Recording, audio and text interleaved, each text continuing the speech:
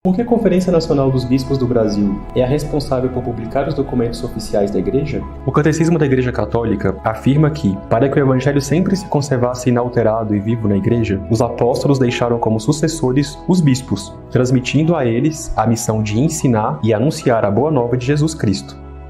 Essa missão de ensinar se faz presente nas conferências episcopais, que são as instituições permanentes que congregam os bispos da Igreja Católica no país.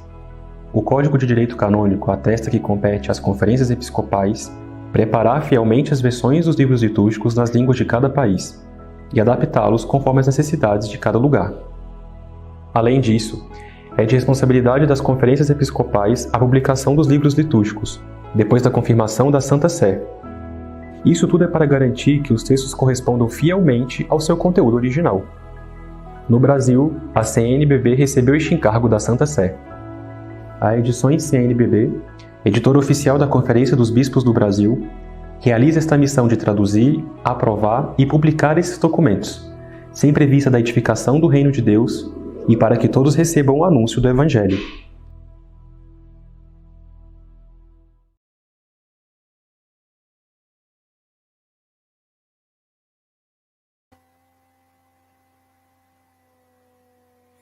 Boa noite, querido irmão, querida irmã. Nós damos início agora ao terceiro dia do nosso Seminário Bíblico Nacional. Sejam todos bem-vindos, bem-vindas a essa terceira noite de formações sobre o livro de Josué, que é o tema do mês da Bíblia deste ano de 2022. Nós, como Comissão Bíblico-Catequética da CNBB, realizamos 3 seminários bíblicos ao longo deste ano de 2022, sempre com o objetivo de preparar as nossas comunidades para a celebração do mês da Bíblia. Agora, em setembro, muitas das nossas comunidades dão início a diversas iniciativas para promover o conhecimento do livro de Josué, que é exatamente o objetivo de celebrar o mês da Bíblia em setembro. O convite da igreja no mês de setembro é que nós nos aproximemos mais da palavra de Deus, aprofundando o conhecimento da Sagrada Escritura em um livro específico. Este ano nós temos então como horizonte o estudo do livro de Josué.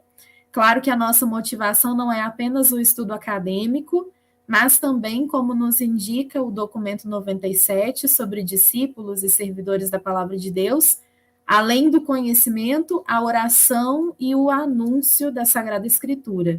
Então, desejamos que você, que nos acompanha na sua comunidade, possa exercer essa função de, a partir do aprofundamento do conhecimento do livro de Josué, dedicar-se também ao anúncio e à oração com este texto bíblico. Lembramos que você ainda pode convidar outras pessoas para participarem com a gente deste terceiro dia de meditações e de reflexões. Basta compartilhar o link do vídeo que você está assistindo.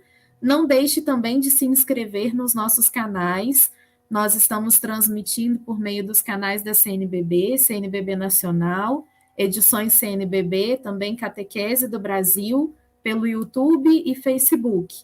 Então, inscreva-se nos nossos canais, ative as notificações, porque assim você recebe notificações diretamente no seu celular, todas as vezes que nós postarmos algum conteúdo ou estivermos ao vivo, tanto a Comissão Bíblico-Catequética, quanto também as outras comissões episcopais pastorais da CNBB. Então, aproveite desses canais para informar-se, para conhecer mais, da nossa igreja e também das iniciativas da igreja no Brasil. Neste terceiro dia, nós teremos a participação do Padre Leonardo, teremos hoje uma conferência única, mas antes de passarmos a nossa conferência, vamos iniciar a nossa noite de reflexões, como fazemos sempre, com a nossa oração inicial, colocando-nos à escuta da palavra de Deus e abrindo nosso coração para que ele se torne, na verdade, uma terra boa para acolher a palavra meditada. Em Deus nós encontramos nossa razão de ser, o sentido da nossa vida, o horizonte da nossa missão. Por isso, invocamos sua presença. Em nome do Pai, e do Filho, e do Espírito Santo. Amém. No princípio deste encontro, nos coloquemos diante do Espírito Santo de Deus para que nos deixemos iluminar e conduzir por ele. Rezemos então, suplicando sua companhia. Vinde, Espírito Santo, enchei os corações dos vossos fiéis e acendei neles o fogo do vosso amor. Enviai o vosso Espírito e tudo será criado, e renovareis a face da terra. Oremos. Ó Deus, que instruístes os corações dos vossos fiéis com a luz do Espírito Santo, fazei que apreciemos retamente todas as coisas, segundo o mesmo Espírito, e gozemos sempre da sua consolação, por Cristo, Senhor nosso. Amém.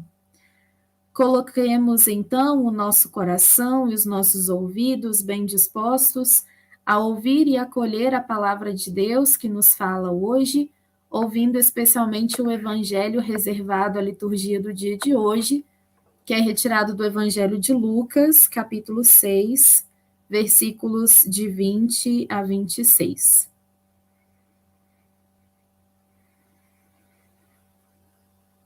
Naquele tempo, Jesus, levantando os olhos para os discípulos, disse: Bem-aventurados vós, os pobres, porque vosso é o reino de Deus. Bem-aventurados vós que agora tendes fome, porque sereis saciados. Bem-aventurados vós que agora chorais, porque havereis de rir.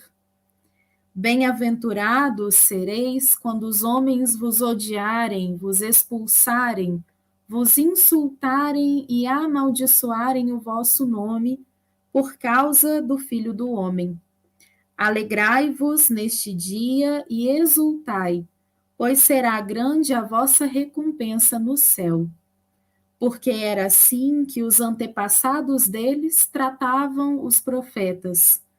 Mas ai de vós, ricos, porque já tendes vossa consolação.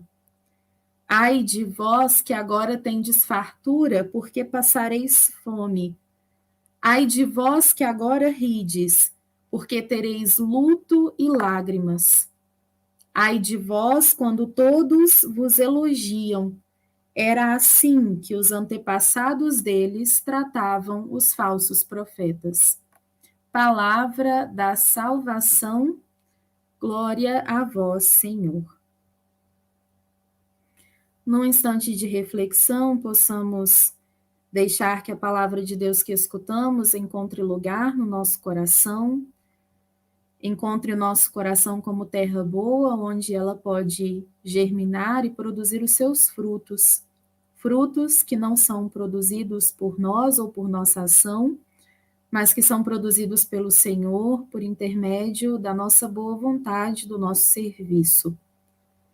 O livro de Josué, que nós ouvimos com atenção ao longo deste mês de setembro, especialmente, começa com a orientação muito clara dada pelo Senhor a Josué, de que para ser um líder, ele deverá ser fiel à palavra do Senhor, fiel à lei aprendida no deserto. No primeiro capítulo, no entanto, na primeira fala do Senhor a Josué, ele repete por 3 vezes ser forte e muito corajoso, porque a palavra a qual o Senhor convida à fidelidade é uma palavra desafiadora, e também Jesus, aos seus discípulos, ensinou sobre os desafios de tal fidelidade e de tal anúncio. Nós, hoje, que desejamos nos colocar como discípulos de Jesus, especialmente discípulos da palavra que é Jesus, da palavra de Deus, experimentamos constantemente tais desafios no cotidiano e nas escolhas que precisamos fazer. Mas a palavra do Senhor hoje nos anima, assim como outrora animara Josué, e nos conduz à fidelidade, mesmo diante dos maiores desafios, na esperança de que a nossa doação e o nosso serviço, a partir do Senhor, produzam frutos. Apresentemos ao Senhor os nossos pedidos e as intenções que trazemos no nosso coração, aquilo que nos motiva a rezar neste dia, pedindo que ele nos acolha por intermédio da oração do Sínodo de 2023, que agora rezamos juntos. Aqui estamos, diante de vós, Espírito Santo. Estamos todos reunidos no vosso nome. Vinde a nós, assisti-nos, descei aos nossos corações. Ensinai-nos o que devemos fazer, mostrai-nos o caminho a seguir, todos juntos. Não permitais que a justiça seja lesada por nós pecadores, que a ignorância nos desvie do caminho, nem as simpatias humanas nos tornem parciais, para que sejamos um em vós e nunca nos separemos da verdade. Nós vos pedimos, a vós que sempre, em toda parte, agis em comunhão com o Pai e o Filho, pelos séculos dos séculos. Amém.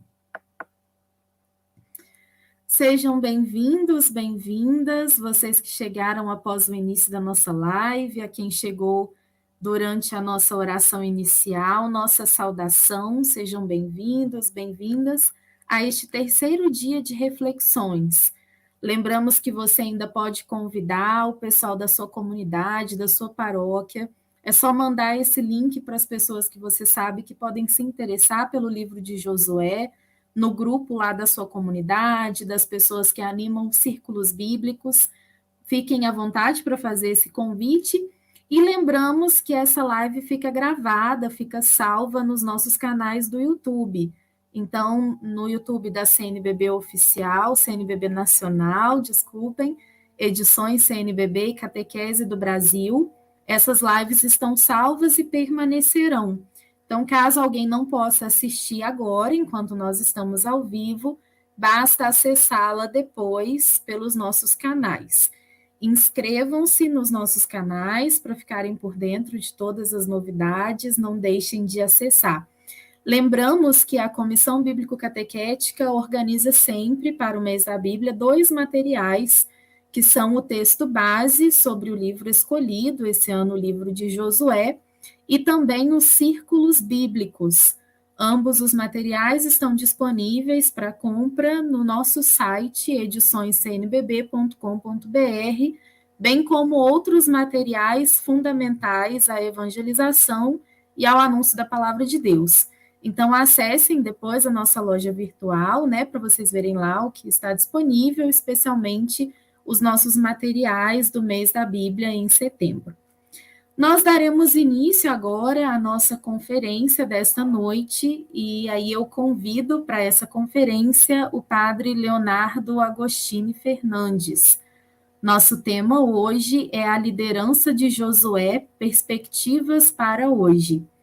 Padre Leonardo é doutor, pós-doutor em Sagrada Escritura, tem vasta experiência e formação em Sagrada Escritura, mas disse que preferia a apresentação modesta, dizendo que é sacerdote da Arquidiocese de São Sebastião, do Rio de Janeiro, é capelão da Igreja do Divino Espírito Santo, do Estácio de Sá, no Rio de Janeiro, e é docente de Sagrada Escritura no Departamento de Teologia da PUC-Rio.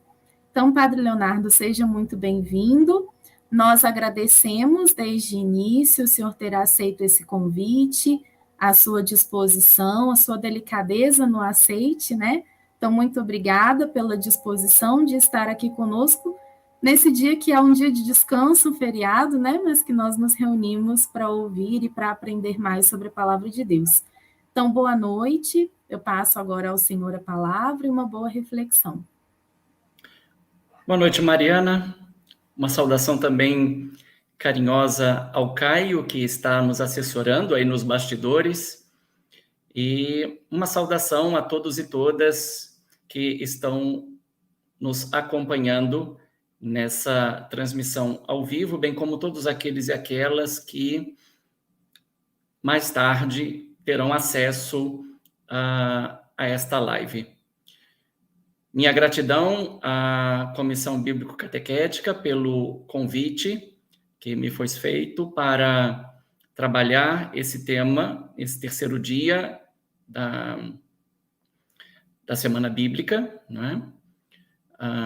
Desse seminário bíblico deste ano, dedicado a leitura e ao estudo mais aprofundado do livro de Josué, com o tema A Liderança de Josué, Perspectivas para hoje. Confesso que me sinto um pouco privilegiado, uma vez que na segunda-feira o padre Geraldo Dondici fez uma excelente introdução à dinâmica do livro de Josué, elencando vários pontos importantes, salientando vários pontos importantes do livro de Josué, estabelecendo relações textuais, intertextuais, mas também trazendo uma reflexão para os nossos dias e fazendo referência a um episódio histórico do nosso país, que, se não me equivoco, foi a Guerra de Canudos. Também o privilégio de ter sido precedido ontem pelas professoras Patrícia e Rita, que, juntamente com o padre Dondici, lançaram bases, fundamentos para aquilo que nós vamos tentar refletir hoje sobre este tema, a liderança de Josué, perspectivas para hoje. Mariana falava que um feriado, mas um feriado com grande significado para todos nós, brasileiros e brasileiras, 200 anos da proclamação da independência, 100 anos do Congresso Eucarístico Nacional, realizado no Rio de Janeiro, para celebrar os 100 anos da independência, e agora estamos praticamente às portas do novo Congresso, que vai acontecer no mês de novembro. Então, eu preparei alguns slides para a nossa dinâmica dessa noite, né? Então, vamos desenvolver a partir destes slides. Um primeiro olhar para essa disposição dos livros. Gênesis, Êxodo, Levítico, Números, Deuteronômio, Josué quase que ocupando uma posição central. Depois, Juízes, Ruth, eu coloquei assim, porque na Bíblia hebraica, o livro de Ruth, ele não se encontra entre Juízes e Samuel, né? Ele está nessa posição no cânon grego da Septuaginta e no nosso cânon, a Vulgata, que passou para as nossas Bíblias. Depois Samuel e Reis, lembrando que nós já temos os livros de Samuel e Reis divididos em 1ª e 2ª Samuel, 1ª e 2ª Reis, né? Se nós retirássemos ali o livro de Ruth e mantivéssemos essa subdivisão em 1ª e 2ª Reis, Samuel, 1ª e 2ª Reis, nós teríamos exatamente 5 livros antes de Josué e 5 livros depois de Josué. Esse detalhe é importante porque no início do livro de Gênesis, nós temos a expulsão dos nossos progenitores do Jardim do Éden.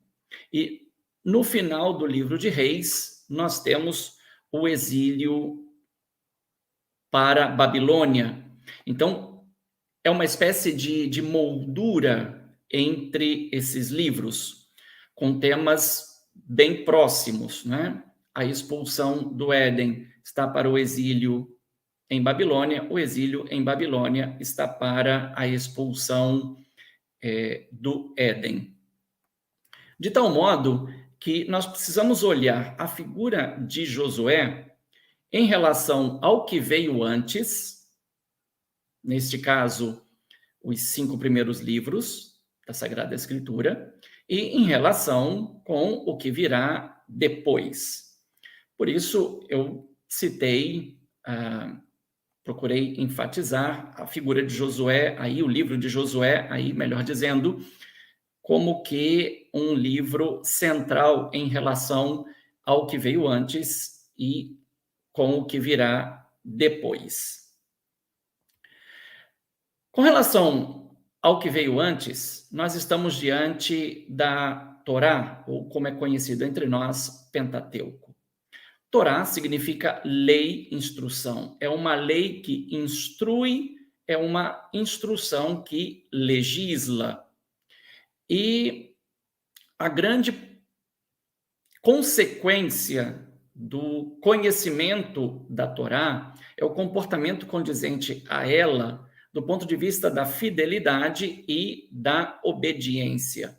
Então, o livro de Josué, ele nos permite estabelecer exatamente esta conexão entre o fundamento pedagógico da vida conforme Deus e sua vontade, expressos na Torá, e essa consequência é exatamente a fidelidade e a obediência.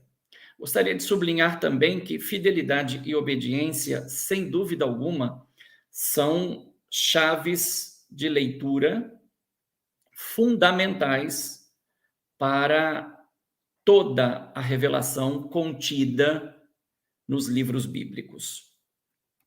Ao lado disso, precisamos nunca esquecer que cada livro bíblico, bem como as diversas narrativas que nós encontramos nesses livros, possuem um contexto vital.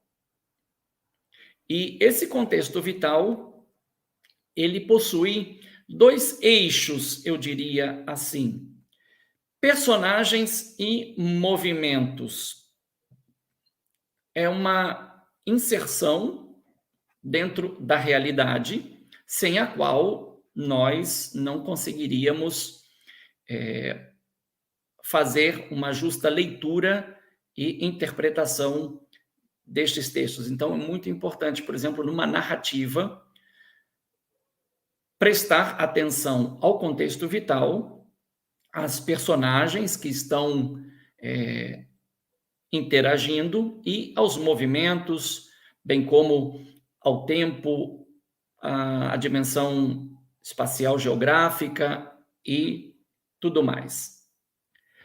Bem, o que a gente nota dentro desta relação do livro de Josué com Gênesis, Êxodo, Levítico, Números e Deuteronômio é um pouco esse movimento migração, não é? Pensemos que a expulsão do Éden é uma migração consequência da desobediência original. O exílio para a Babilônia é uma migração consequência da desobediência e do rompimento da aliança. Mas nós temos diversas migrações. Abrão deixa Ur, ao lado de seu pai Taré, sua esposa Saraí, seu sobrinho Lot, e se estabelece num primeiro momento em Harã. Depois, possivelmente da morte de Taré, Abrão recebe o chamado de Deus para migrar para a terra de Canaã e vai debaixo de duas promessas: a promessa de descendência numerosa e de terra para que essa descendência possa existir e frutificar. Temos também uma migração logo no início da chegada de Abrão à terra de Canaã, se vê obrigado a ir ao Egito, de tal modo que, se nós percorremos esse itinerário migratório de Abrão, de Ur a Harã, Harã a Canaã, Canaã ao Egito, o patriarca Abraão, então, ele é um homem viajado, diria assim, que percorre toda a meia-lua do crescente fértil, assim chamada por causa dos rios Tigre e Eufrates na Mesopotâmia, o Jordão em Canaã e o Nilo e o seu delta no Egito. Esse fato migratório, ele continua na vida de Jacó. Conhecemos também a migração forçada de José para o Egito, e depois José vai levar seu pai Jacó e seus irmãos para o Egito. Então, existe uma migração, instalação e uma nova migração, e aí nós entramos na dinâmica do êxodo por conta da opressão de um faraó que subiu ao trono e que não conhecia José. A partir desse elemento, temos todo o processo que vai ser desencadeado e vai culminar na saída do Egito. Porém, uma nova migração se estabelece do Egito até o Sinai. Temos a primeira etapa da marcha pelo deserto, narrada em Êxodo 15, 22 a 18, 27. 19, 1, depois de 3 meses, Moisés com os libertos do Egito chegam ao Monte Sinai e ali vão permanecer por quase 1 ano, e nós podemos seguir isso de Êxodo 19:1 até Números 10:10, quando uma nova ordem do Senhor diz que é para levantar acampamento e retomar a marcha. Então, temos a segunda etapa da marcha pelo deserto, que vai conduzir os filhos de Israel, sob a liderança de Moisés e Arão, até a fronteira de Canaã, onde ali em Números 13, nós vamos ter a escolha de 12 representantes das 12 tribos, que são enviados por Moisés para explorar a terra de Canaã. Há um ato de rebeldia por parte de 10 representantes com relação a essa, que seria a entrada dos filhos de Israel em Canaã, e a consequência disso, não obstante Josué e Caleb, um representante da tribo de Judá, e Josué, o representante da tribo de Efraim, tenham defendido a possibilidade de adentrar em Canaã e conquistar, porque tinham a firme convicção de que o Senhor tinha dado em suas mãos o território.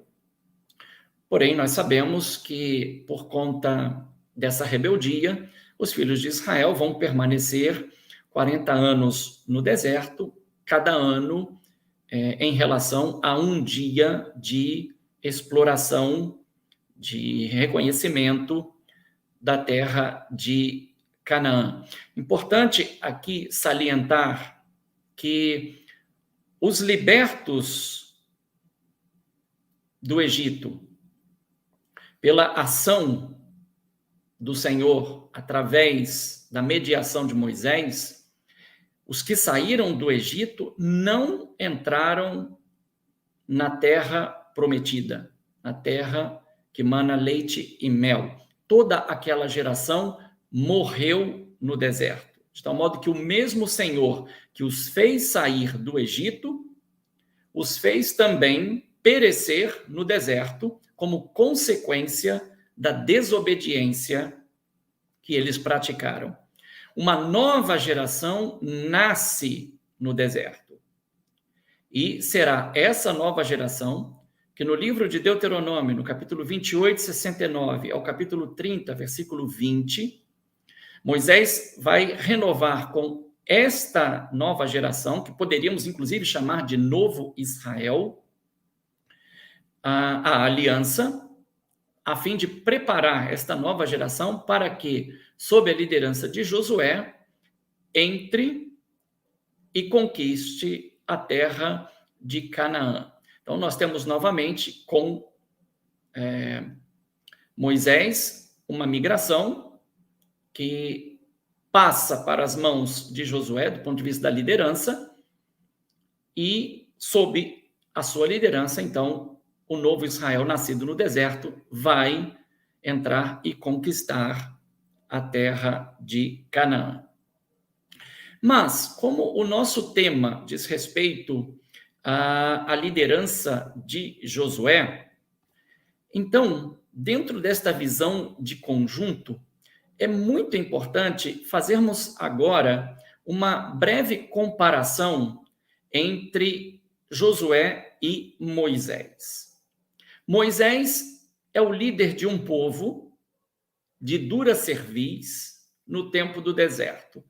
Encontramos ali em Êxodo 32, 9, os capítulos 32, 33, 34, são centrais no livro de Êxodo, porque são os capítulos que dizem respeito ao pecado de idolatria do bezerro de ouro, e o Senhor, ali em Êxodo 32, versículo 9, afirma que o povo é um povo de dura cerviz, isto é, que não dobra a sua cerviz, isto é um modo de dizer que é um povo rebelde, é um povo que não obedece, é um povo que não confia, é um povo que não se entrega nas mãos do Senhor, não obstante tenha visto todas as maravilhas que o Senhor realizou com braço estendido e mão potente. Então, podemos classificar este povo de infiel e desobediente. Em contrapartida, nós temos Josué, que também é líder de um povo, porém, nascido e forjado no tempo do deserto. Em Josué 5, 7, vai falar exatamente desta nova geração que nasceu no tempo do deserto.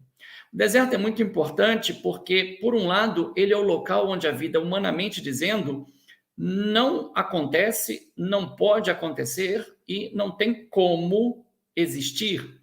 Então, o tempo do deserto é o tempo também onde o Senhor Deus revela que ele é o único capaz de manter este povo com vida, lá onde, como disse, a vida, humanamente dizendo, não tem o mínimo necessário para existir. Em contrapartida, a geração de Josué é uma geração que poderíamos dizer fiel e obediente, não obstante essas duas características sejam características específicas da figura de Josué. E agora a gente também percebe um outro elemento. Enquanto Moisés, nem sempre nos damos conta disso. A vida de Moisés, ela está apresentada em 3 momentos, 3 blocos de 40 anos. Nos primeiros 40 anos, Moisés está no Egito e é um palaciano. Ele vive no palácio do faraó. Aos 40 anos, temos aquele episódio de que ele vê um egípcio maltratando um dos seus irmãos hebreus, né? Na defesa desse seu irmão hebreu, o egípcio é morto. Depois ele vê 2 hebreus litigando, tenta dissuadi-los, e a partir daí, com o que houve, quem te estabeleceu juiz entre nós, farás conosco o mesmo que fizeste com o egípcio. Então, Moisés se dá conta de que já é notório o fato, e para salvar sua vida, ele foge do Egito. Então, os primeiros 40 anos da vida de Moisés, palaciano. Poderíamos dizer que Moisés, então, além de ter um ímpeto de juiz e um ímpeto libertador, esse ímpeto estava pautado na justiça praticada pelas próprias mãos. Sem dúvida alguma, poderíamos dizer que uma justiça que ele aprendeu no tempo em que viveu no palácio, mas nos permitiria também dizer que de certa forma, parece que Moisés é um líder, entre aspas, nato. Um líder nato. E esta liderança de Moisés, ela é confirmada em Êxodo 3:1 a 4:18, quando o Senhor lhe aparece e lhe confia vocação e missão. Então, a partir daí, é muito interessante, porque a segunda etapa da vida de Moisés, dos 40 aos 80, ele está vivendo em Madiã, debaixo da tenda de Jetro, seu sogro, já está casado com Zipora ou Séfora, como aparece nas nossas traduções, e já tem 2 filhos, Gerson e Eliezer. Porém, vamos chamar assim, o terceiro terço da vida de Moisés, os últimos 40 anos, são dedicados ao retorno ao Egito e à sua liderança por vocação e missão para fazer os filhos de Israel saírem do Egito. Primeira etapa, levá-los e colocá-los diante do Senhor no Sinai, onde vão experimentar a teofania, mas também vão experimentar o grande pavor diante desta teofania, e o próprio povo, poderíamos dizer que confere a Moisés uma segunda missão de ser uma espécie de para-raio entre o Senhor e o povo, um mediador. Fale-nos tu, e não nos fale o Senhor, a fim de que não venhamos a perecer. Então, olhando Moisés, né, além de ser um líder nato, também é um líder que aprendeu a ser líder na dinâmica dos 40 anos que passou no palácio, dos 40 anos que viveu na companhia de Jetro, seu sogro, mas principalmente nos 40 anos em que, como pastor, teve a incumbência de fazer os filhos de Israel saírem do Egito e conduzi-los diante do Senhor, cuja finalidade era cumprir a promessa que havia sido feita aos patriarcas, Abraão, Isaque e Jacó, como o próprio Senhor, ao se apresentar a Moisés: eu sou o Deus de teu pai, o Deus de Abraão, Deus de Isaque, o Deus de Jacó. E o Senhor ratifica para Moisés que vai dar ao povo a terra que havia prometido sob juramento aos patriarcas. Então, essa promessa ela é renovada na liderança de Moisés e, porém, ela vai se concretizar na vocação e na missão de Josué, como bem lembrava ontem a professora Patrícia, né? O Josué, que começa como assistente auxiliar de Moisés, chamado de servo do Senhor, no fim de sua vida, ele recebe o mesmo título de Moisés, não obstante tenha morrido com a idade de 110 anos. É o modo do autor nos dizer que Josué, embora tenha alcançado um grande nível em relação aos filhos de Israel e tenha também se tornado servo do Senhor como Moisés, ele, porém, não possui a mesma dignidade de Moisés. Moisés morre com 120 anos, Josué morre com 110 anos, e esses 110 anos são o mesmo número de anos que viveu José. Josué é um José redivivo, porque Josué é filho de Num, da tribo de Efraim, e Efraim é um dos 2 filhos de José, o mais novo, que no dia da bênção dada por Jacó, José posicionou Manassés diante da mão direita de Jacó e posicionou Efraim diante da mão esquerda de Jacó. Mas na hora da bênção, Jacó inverte as mãos e coloca a mão direita sobre a cabeça de Efraim, a mão esquerda sobre a cabeça de Manassés. José reclama, Porém, Jacó diz, não, Efraim vai ser um grande líder, né? E Josué é um descendente de José, enquanto filho de Num, da tribo de Efraim. Dentro daquela dinâmica do que vem depois, do slide anterior, nós tínhamos juízes, Samuel e reis.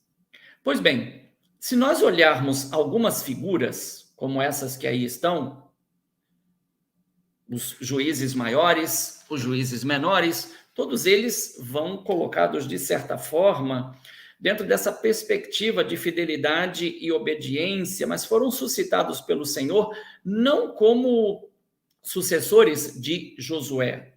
Não é? Com Josué não há a sucessão de liderança. Não é? No momento em que ele repartiu o território da Cisjordânia, depois que atravessaram o Jordão, entre 9 tribos e meia, porque Moisés já havia dado à tribo de Ruben, à tribo de Gad e à meia tribo de Manassés os territórios conquistados na Transjordânia, que antes pertenciam a Seom, rei dos amorreus, e Og, rei de Bassã. Então, as lideranças depois de Josué são lideranças tribais, porém, durante o período dos juízes, um período de grande anarquia, um período que marca uma geração completamente diferente da geração de Josué, e dos que nasceram no deserto, entraram e conquistaram a terra. Os juízes apareciam como libertadores, como salvadores, em relação aos momentos de opressão, e há um esquema muito interessante no livro de Juízes, que inclusive o padre Geraldo Dondit, ele mencionou na segunda-feira, não é? Ele mencionou o esquema simplificado, não é? O esquema que aparece nos juízes maiores é pecado, castigo, clamor. O Senhor suscita um juiz, esse juiz, ele liberta o povo dos opressores e a terra descansa 20, 40, 80 anos. Então, um pouco essa dinâmica, né? Criação, queda, recriação, mais ou menos como o padre Geraldo tinha colocado na segunda-feira. Aí nós olhamos para a figura de Samuel, e a figura de Samuel ela é muito importante, porque podemos dizer que a liderança de Josué, ela também se encontra em Samuel. Foi o último juiz, o primeiro profeta por instituição, e a ele coube ungir o primeiro rei de Israel, Saul, que caiu na desgraça porque não agradou o Senhor. Ele ungiu o sucessor, que é Davi, e a partir de Davi, então, nós vamos ter uma sucessão não interrompida em Judá, o reino unido, assim dizendo, com Davi e Salomão. Depois da morte de Salomão, Roboão não consegue manter a unidade das tribos, então os reinos, há um cisma. Aí nós temos o reino do norte e o reino do sul. O reino do norte vai ser destruído em 722, 721, pelos assírios, e nessa descendência que continua de Davi, 2 reis vão ser considerados muito piedosos, que é Ezequias, bisavô de Josué. Aqui não é Josué, desculpe, é Josias. Eu acabei me deixando influenciar por Josué, por aquilo que eu quero dizer, mas aqui não é Josué, é Josias, tá? Porque a professora Rita ontem lembrava na sua fala que o livro de Josué, ele chega à sua forma final praticamente no período do exílio, ou talvez pouco depois do exílio. E a figura de Josué parece, do ponto de vista exegético, ter sido construída literariamente, vamos dizer assim, com base na figura do rei Josias. Porque o rei Josias seria interessante se quem está nos acompanhando, né, ou nos acompanhará depois, fizesse a leitura dos capítulos 22 e 23 do segundo livro de Reis, para perceber que Josias, depois que lhe relatam, né, o encontro do livro da lei, né, no templo, durante a restauração do templo, Josias, então, vai pautar toda a sua vida e a reforma, que eu diria civil e religiosa, né, com base nesse livro da lei. E esse livro da lei, em Josias, ele nos ajuda a compreender o livro da lei de Moisés, que é mencionado no livro de Josué. Então, aqui é que se encaixa perfeitamente esta compreensão de que, enquanto a liderança de Moisés foi, de certa forma, uma liderança nata, mas também uma liderança aprendida em 3 momentos, no palácio, na convivência com Jetro e na execução da sua vocação e da sua missão, a liderança de Josué é uma liderança que eu diria fruto pedagógico, fruto da convivência de Josué com o grande líder Moisés. Josué aprende, segundo a dinâmica da narrativa, né, ele aprende de Moisés a ser líder, estando com Moisés. De tal modo que poderíamos admitir uma relação entre Moisés e Josué, uma relação entre mestre e discípulo. E essa relação está toda pautada na lei do Senhor, na aliança, e Josué, então, é uma liderança que veio sendo preparada, porque Josué faz a sua primeira aparição no capítulo 17 do livro do Êxodo, por ocasião da guerra contra os amalecitas, porque, na verdade, são as amalecitas que movem guerra aos filhos de Israel, muito provavelmente por conta da fonte, do aquífero, né, da água que brota da rocha ali. E Josué é, então, escolhido por Moisés como o general do exército dos filhos de Israel, e nós conhecemos bem o episódio. Enquanto Moisés tinha os seus braços erguidos, Josué e os filhos de Israel venciam Amaleque, mas quando os braços de Moisés se tornavam cansados, os amalecitas levavam a melhor. Então, a solução encontrada por Arão e Hur foi de colocar Moisés sentado e de sustentar os braços de Moisés. Se nós fizermos um esforço, podemos ver nesta imagem de colocar Moisés sentado e Arão e Hur sustentando os braços de Moisés, como a posição daquele que ocupa uma cátedra, né? Os braços de Moisés sustentados pelos braços da cátedra, né? Então, Moisés, ali também, ele ganha esta figura de mestre. A batalha, embora tenha sido narrada como um confronto entre os amalecitas e os filhos de Israel, comandados por Josué, um dado interessante é que Moisés é colocado sentado e seus braços sustentados por Arão e Hur. E eu posso confirmar esta ligação com a cátedra, porque logo depois da vitória, o Senhor dá uma ordem a Moisés para que coloque por escrito a vitória, faça o registro da vitória e que esse registro sirva para Josué, para a memória, a fim de que Josué não se esqueça de que a vitória não deveu-se às suas habilidades bélicas ou às suas habilidades como líder bélico, mas deveu-se única e exclusivamente ao Senhor e contando com a participação de Moisés, muitas vezes apresentado na figura de intercessor ali, de mediador, mas ele é um rabino, Moisés é um rabino que está sentado sobre a cátedra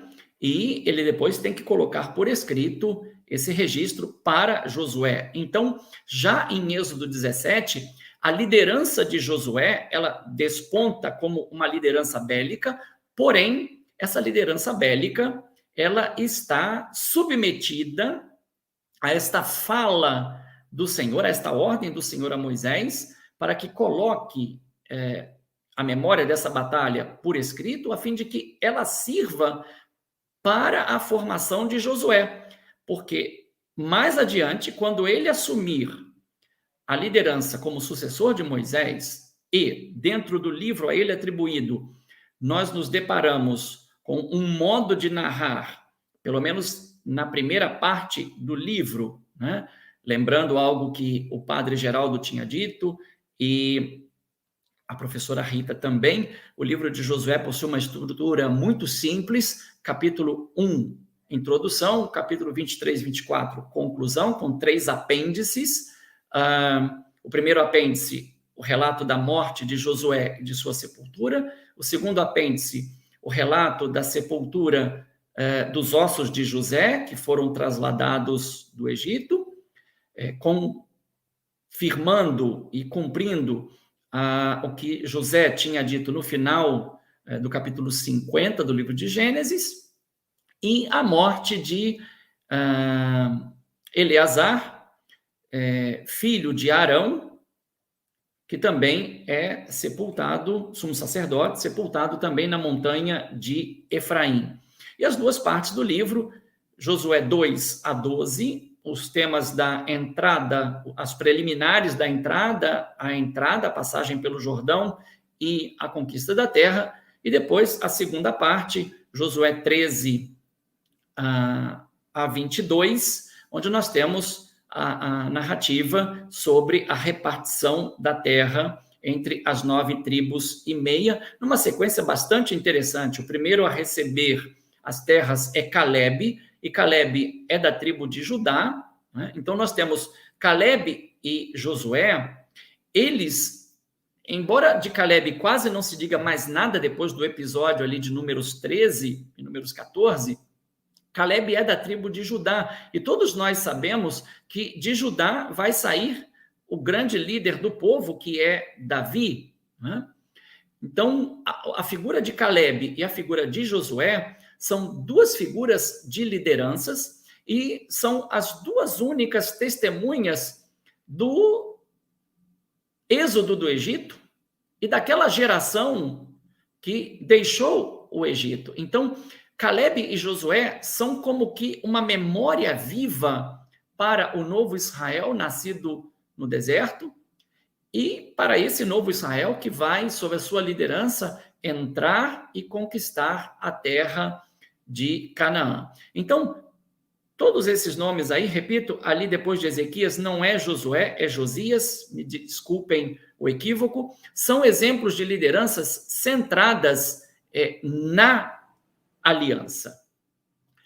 Pois bem, feito isso, eu vou dar um grande salto, né? Dar um grande salto porque falar da liderança de Josué, perspectivas para hoje, eu confesso que sinto a necessidade de fazer passar por um crivo, e esse crivo é o Novo Testamento, porque Jesus de Nazaré é a plenitude de Josué. Lembrando que a professora Patrícia, também ontem, na fala dela, ela fazia menção que nas nossas Bíblias aparece Josué e Jesus, porém, em hebraico é o mesmo nome. Yehoshua, o nome mais longo, ou a forma mais breve, Yeshua. E aqui cabe ainda um aposto, vamos dizer assim. Josué não se chamava Josué, ele se chamava Oséias. Moisés muda o nome de Oséias, Hoshea, para Josué. Enquanto Hoshea, que vem do verbo yachá, é um causativo, aquele que causa salvação, aquele que causa ajuda, aquele que causa o socorro, Josué é uma fusão do tetragrama sagrado, Adonai, com o verbo yachá, para dizer que Josué não é a causa da salvação, mas a causa da salvação é o Senhor. Então, embora nas nossas Bíblias o nome apareça Josué e Jesus, em hebraico é o mesmo nome, tanto que a 70 traduziu tanto Josué e o Novo Testamento seguiu por Jesus. Jesus é na Vulgata que aparece Josué. Então, vamos passar pelo crivo de Jesus de Nazaré e agora eu sigo o conteúdo que está aqui. Por certo, a figura e os feitos do líder Josué eram conhecidos e muito apreciados nos séculos 2 a.C. ao 1º século depois de Cristo. No livro de Josué se encontravam as memoráveis conquistas da terra de Canaã, que na época de Jesus estava sob dominação dos romanos. Quando Jesus deu início ao seu ministério público, após receber o batismo de João no Jordão, lembremos que o Jordão é muito importante porque esse episódio do batismo, ele evoca, pelo menos os padres da igreja assim fizeram a leitura alegórica, que o batismo de Jesus no Jordão tem a ver com a travessia, na verdade é o pleno cumprimento, não é, da travessia dos filhos de Israel sob a liderança de Josué pelo Jordão. E a consequente vitória sobre o maligno nas tentações do deserto. Os evangelistas relatam os ensinamentos, exorcismos e milagres de Jesus. Foi assim que a sua fama se espalhou por toda a região. Josué também teve a sua fama reconhecida porque aquilo que o Senhor lhe havia prometido, estarei contigo por onde quer que andes, né? E também o Senhor disse a Josué, começarei a engrandecer o teu nome diante de todo o povo. Nós temos uma plenitude disso em Jesus, exatamente em função dos seus ensinamentos e das suas ações. Tudo isso causou forte impacto, gerando admiradores e opositores de Jesus. No encontro noturno com Jesus, o fariseu Nicodemos afirmou, Rabi, sabemos que vieste da parte de Deus como mestre, pois ninguém de fato pode fazer estes sinais que tu fazes se Deus não está com ele. Ora, esse Deus está com ele é o que o Senhor tinha dito a Josué, estarei contigo. E nós já temos aí o prenúncio da teologia do Emanuel, do Deus conosco. É possível, então, aproximar a afirmação de Nicodemos com o que o Senhor Deus havia prometido a Josué, estarei contigo, nunca te abandonarei, nem te desampararei, porque o Senhor teu Deus está contigo por onde quer que andes. Josué 1,9 é o lema do nosso mês da Bíblia. Essa aproximação ainda se confirma na fala do anjo a São José. E o chamarão com o nome de Emanuel, Mateus 1, 23, citando Isaías 7, 14, eis que a jovem conceberá, dará à luz o filho, e lhe porá o nome de Emanuel, Immanuel, né? Com nós está Deus. Aí abreviamos Deus conosco. E mais, Jesus ressuscitado no mandato missionário dos apóstolos afirmou, estou convosco todos os dias até o fim dos tempos. Então, uma característica fundamental da liderança de Josué e da plenitude dessa liderança em Jesus é a certeza da presença e da ação do Senhor na vida do líder. De igual modo, então, é possível pensar que os apóstolos e as multidões não tinham como ver as ações e ouvir Jesus e não pensar no livro de Josué.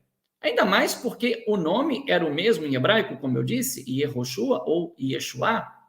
Em Jesus, a salvação de Deus estava presente em suas palavras e gestos. Ao eleger 12 apóstolos, gerava em todos a imagem das 12 tribos reunificadas. Então, é um modo de resgatar muito daquilo que está no livro de Josué. Mas nós vamos ver que, no caso de Jesus, enquanto plenitude de Josué, há um dado assim, bem interessante. Enquanto Josué divide o território entre as tribos, não é? E nós poderíamos ver essa divisão tanto como um aspecto positivo, mas também como um aspecto não tão positivo assim. Jesus, ao contrário, ele vai convocar 12 apóstolos que vão evocar as 12 tribos, mas a unificação está na adesão a ele como discípulos. Se Josué, chamado pelo Senhor Deus para ser o sucessor do seu servo Moisés, recebeu a tarefa de ser firme e corajoso, não se afastando da lei que lhe ordenou Moisés e nela meditando dia e noite, como um rabino, Jesus, no Sermão da Montanha, como um novo Moisés, apresentou o valor e o real sentido dessa lei, pois não veio para aboli-la, mas para dar-lhe o total cumprimento. A obediência incondicional ao Senhor Deus era inegável em Jesus, que deixou claro o motivo e o sentido da sua missão. Meu alimento é fazer a vontade de quem me enviou e realizar a sua obra. Aqui está a base de qualquer liderança digna, justa, voltada para o bem, voltada para a verdade, porque a principal característica de uma liderança de acordo com o coração de Deus possui duas marcas, a fidelidade e a obediência. Jesus tinha firme convicção de que Deus Pai estava com ele e por isso afirmou: faço sempre o que lhe agrada. Um eco do Salmo 48b9, sobre mim está escrito no rolo do livro: meu Deus, aprecio fazer a tua vontade, tua instrução está em minhas entranhas. Se a eleição e a aliança tornaram os filhos de Israel a propriedade peculiar do Senhor Deus, em Jesus, eleição e aliança alcançaram a máxima significação pelo mistério da encarnação. Então, assim como no acampamento, depois que foi erigida a tenda santuário, o Senhor Deus deixa o Sinai e vem habitar no meio do povo, e podemos ver essa ação do Senhor como uma kenosis. O mistério da encarnação também evoca esta ação, porque uma outra tradução para João 1,14 seria: e o Verbo se fez carne e armou a sua tenda entre nós, não é? Veio habitar entre nós. E lembro também que a professora Rita ontem trabalhou muito bem a questão do habitar, não é? E fazendo a ligação com o Shabat, porque vem da mesma raiz. Jesus não é apenas um eleito, é o Filho unigênito de Deus, no qual o vínculo de amor evidencia a aliança plena e perfeita, não mais selada no sangue de animais, como no livro do Êxodo, mas no seu próprio sangue versado em sua flagelação e morte de cruz. Isto encontra-se claro na afirmação feita por Jesus: por isto o Pai me ama, porque ofereço a minha vida para retomá-la de novo. Esta oferta de si mesmo também é uma característica da liderança. E com isso, a gente, sem muitas dificuldades, já vai percebendo que estamos vivendo momentos muito difíceis, porque as nossas lideranças nem sempre estão pautadas ou vivem conforme o bem, a justiça e a verdade, ou promovendo o bem, a justiça e a verdade, e nem sempre estão voltadas para a fidelidade e a obediência a Deus e a sua vontade. Ao invés de partilhar um território com os 12 apóstolos, Josué Entrou, conquistou e partilhou. Jesus, ao invés de partilhar um território com os 12 apóstolos, lhes deu a conhecer o Pai e a sua vontade. Não vos chamo mais servos, porque o servo não sabe o que faz o seu patrão. Vos chamo amigos, porque tudo o que ouvi de meu Pai vos fiz conhecer. Então, começamos a perceber que, assim como Josué, uma liderança que foi pedagogicamente formada durante quase 40 anos na companhia de Moisés, os apóstolos também, lideranças que estão sendo formadas no discipulado de Jesus, mas principalmente em função da sua missão, né, que é dar a conhecer o Pai e a sua vontade. Na solene Assembleia de Siquém, capítulo 24, Josué, antes de morrer, renovou a aliança com a sua geração, declarando que ele e sua casa serviriam ao Senhor.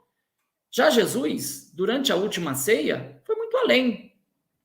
De forma antecipada, entregou-se nas mãos e na boca dos apóstolos pelo dom da Eucaristia e ordenou que o fizessem em sua memória. Se nós olharmos a celebração da Páscoa na última ceia, com a sua ressignificação, nós vamos compreender que a liderança que Jesus é e propõe para a sua igreja é uma liderança eucarística, é uma liderança de diaconia, é uma liderança de fidelidade e de obediência a Deus e a sua vontade.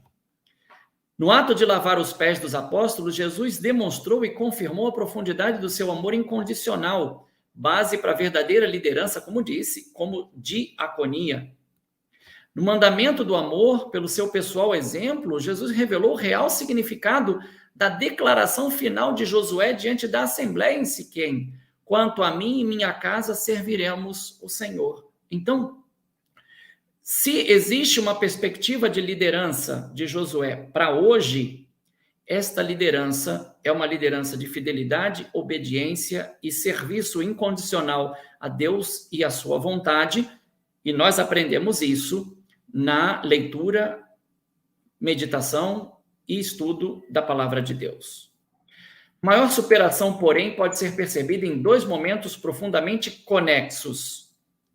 A passagem do Jordão sob a liderança de Josué, com a consequência entrada em conquista de Canaã, pondo um fim à opressão e ao tempo do deserto, era somente uma preparação para os 3 eventos que ocorreram no batismo: a abertura dos céus, comunicação restabelecida do céu com a terra e da terra com o céu.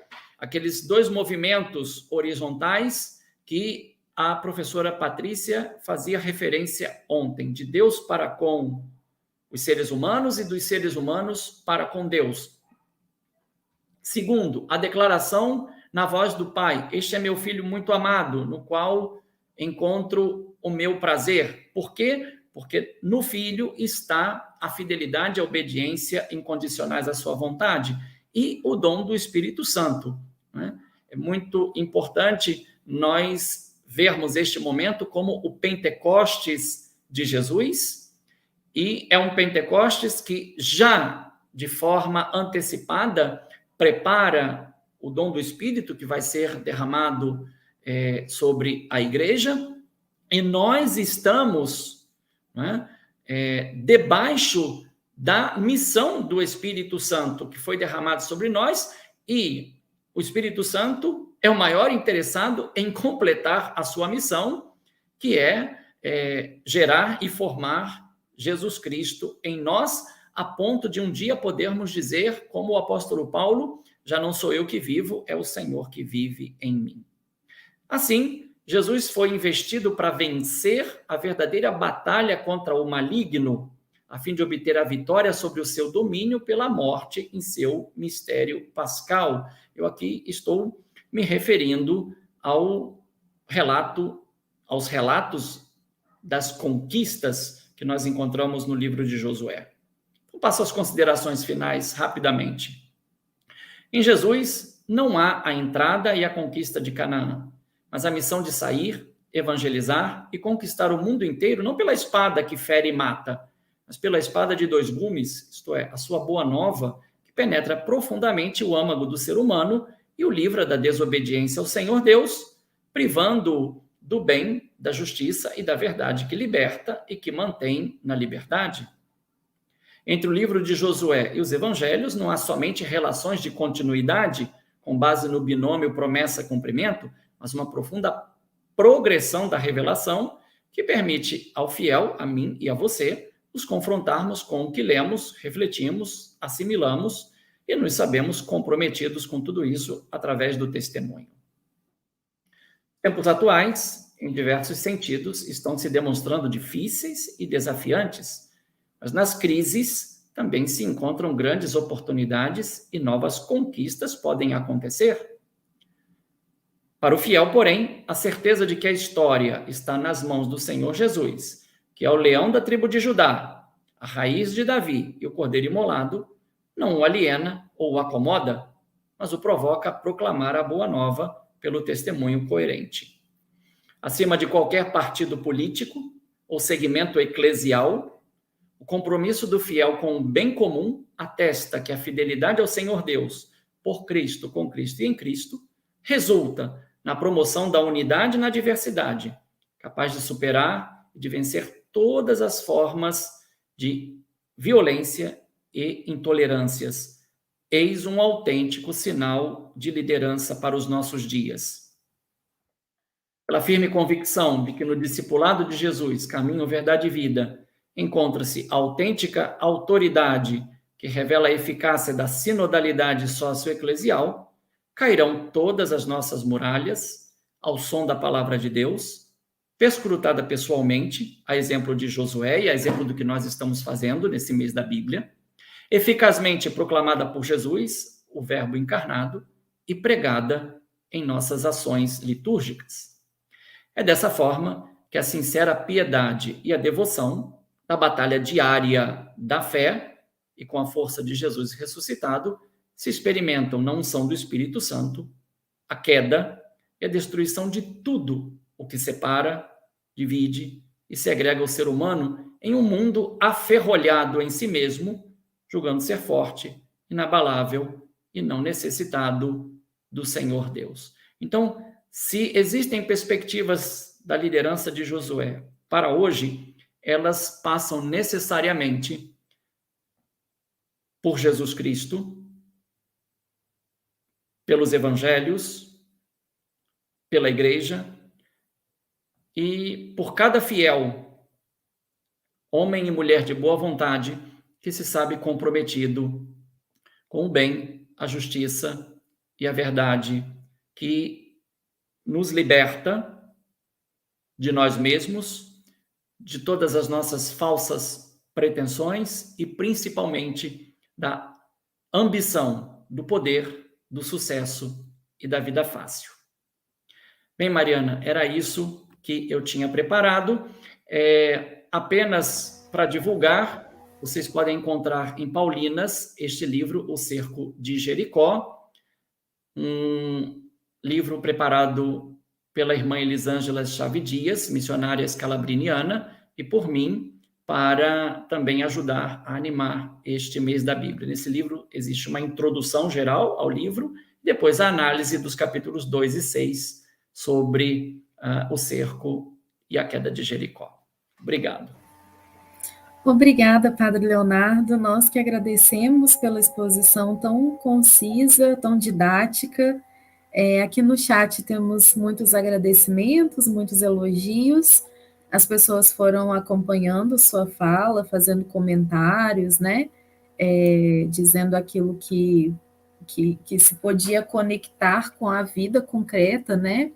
Com o ministério pastoral também. Então, percebemos como todos os que estavam online aqui conosco acompanharam bem a sua fala. Foram poucas perguntas, mas eu destaquei aqui dois assuntos, pelo menos, que mais apareceram. O primeiro deles, acho que o senhor foi desenvolvendo, né? Foram perguntas que apareceram até o meio da fala, acho que o senhor desenvolveu depois, que foi como a liderança de Josué poderia ajudar nas nossas lideranças hoje. Então, o senhor acabou falando sobre isso, mas, né, se quiser comentar mais alguns minutos sobre esse tema. E um outro também que apareceu foi a questão da violência que aparece em Josué. Por que para conquistar a Terra Prometida teve tanta violência? Outra pergunta também falava sobre o número elevado de mortes, né, que são narradas no livro. Então, se o senhor quiser falar mais um minutinho assim sobre esses dois temas. Então, em relação à primeira questão sobre a liderança, eu diria que olhar para o livro de Josué, para a pessoa de Josué, sua vocação e sua missão, nos provoca a não esquecermos que a liderança, ela também precisa de preparação, né? O líder precisa estar devidamente preparado para assumir a sua missão, né? Uma das coisas que me incomoda muito em nível social e eclesial é a improvisação, né? E isso, lamentavelmente, às vezes acontece, inclusive, entre lideranças civis e religiosas, né? Olhar para Josué é reconhecer uma liderança que foi preparada, que foi acompanhada dentro daquela relação que eu falava, uma relação entre mestre e discípulo. E olhando para Jesus e os seus apóstolos, essa dinâmica, ela continuou, né, acontecendo. Com relação à questão que apareceu aí, sim, de fato, quando a gente começa a ler o livro de Josué, né, eu costumo até dizer que se a gente pudesse pegar o livro de Josué e torcer, parece que sairia sangue. Mas quem acompanhou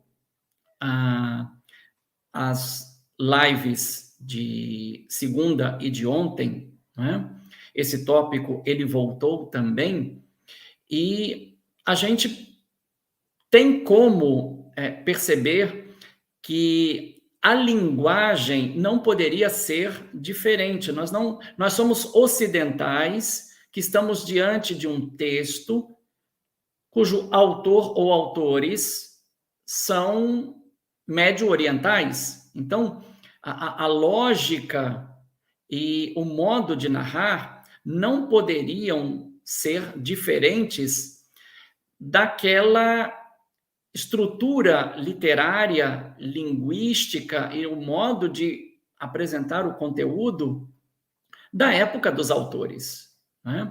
Sim, nós somos muito impactados com esses relatos de violência, porém, profundamente amenizados do momento em que nós percebemos que o grande conquistador no livro de Josué não é nem Josué, nem os filhos de Israel, é o Senhor, né?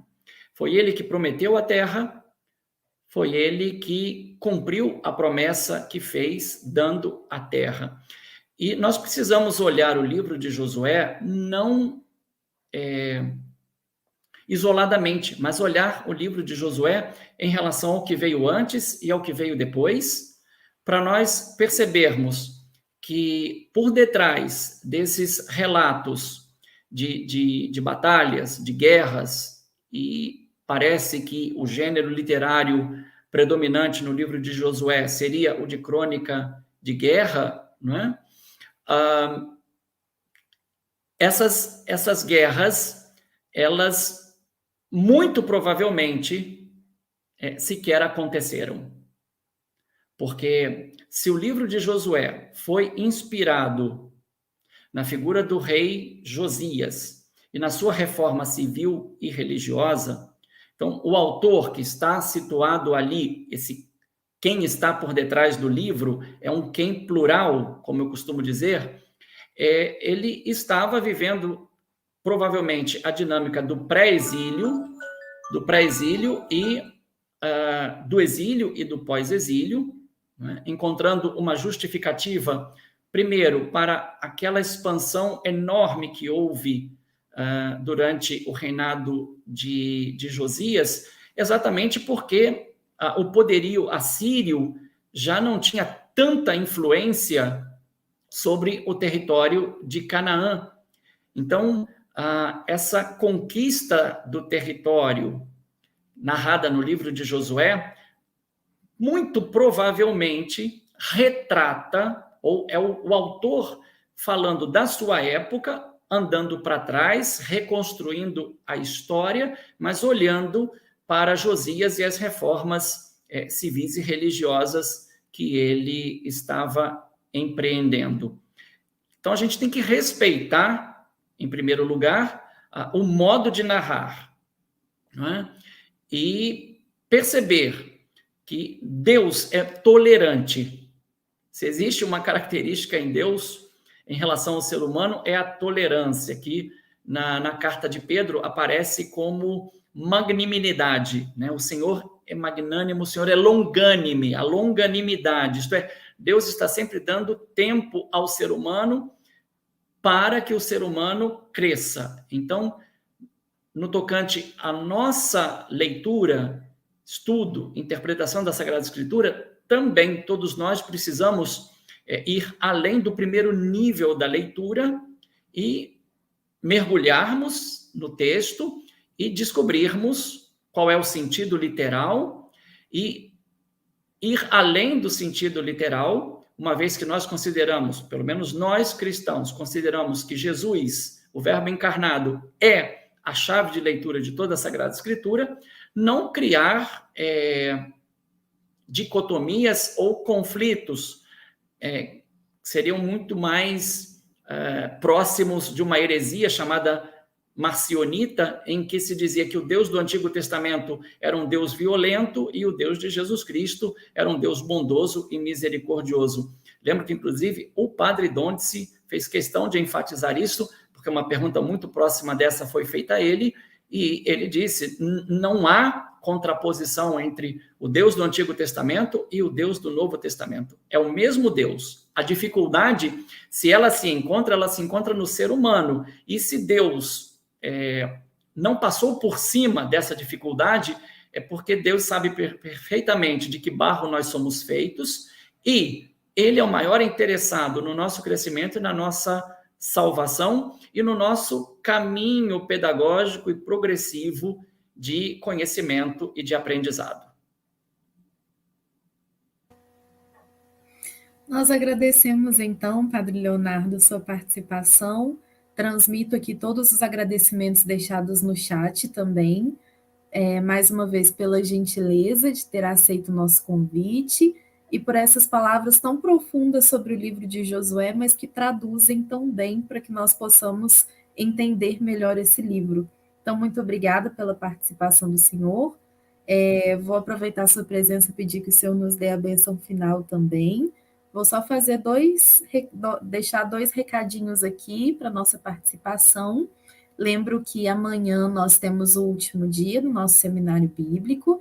Dessa vez o seminário vai só até quinta-feira mesmo, então amanhã nós encerramos e encerraremos com a participação da irmã Aila. Irmã Aila Pinheiro vai trabalhar conosco a figura de Raabe, que é uma figura tão cara também ao livro de Josué, tão importante para se compreender o livro de Josué. Então, a irmã Aila estará conosco amanhã e nós esperamos cada um de vocês também. Vocês podem convidar outras pessoas. Lembramos que essas lives ficam sempre salvas nos nossos canais. O fato de a pessoa não ter participado desses 3 primeiros dias não impede que participe conosco amanhã. Então, convide outras pessoas, anime outras pessoas na sua comunidade a estarem conosco também nesse importante momento de aprendizado, de aprofundamento sobre Josué.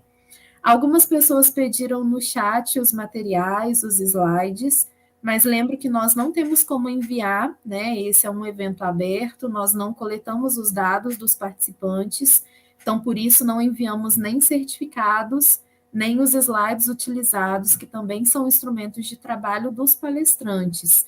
Então, nós não fazemos o envio dos slides, mas como os vídeos ficam gravados, é possível consultar depois esse material reassistindo o vídeo, e aí você pode adiantar, ir até a parte que você perdeu, não conseguiu anotar, é fácil de consultar, mas não conseguimos fazer o envio. Então, até amanhã nós estaremos reunidos também às 19h30 aqui pelos nossos canais.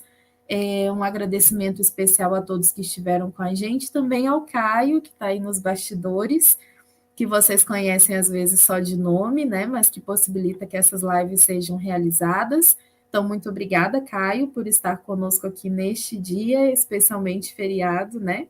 Mas o Caio está aí com a gente fazendo com que essas transmissões sejam possíveis.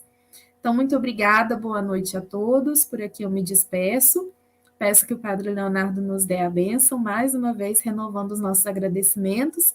Lembrando que o Padre Janisson também deixou um abraço, uma saudação. Ele viajou para Roma para o Congresso de Catequese, então não pôde estar aqui online com a gente, mas com muito pesar que ele não está aqui hoje, né?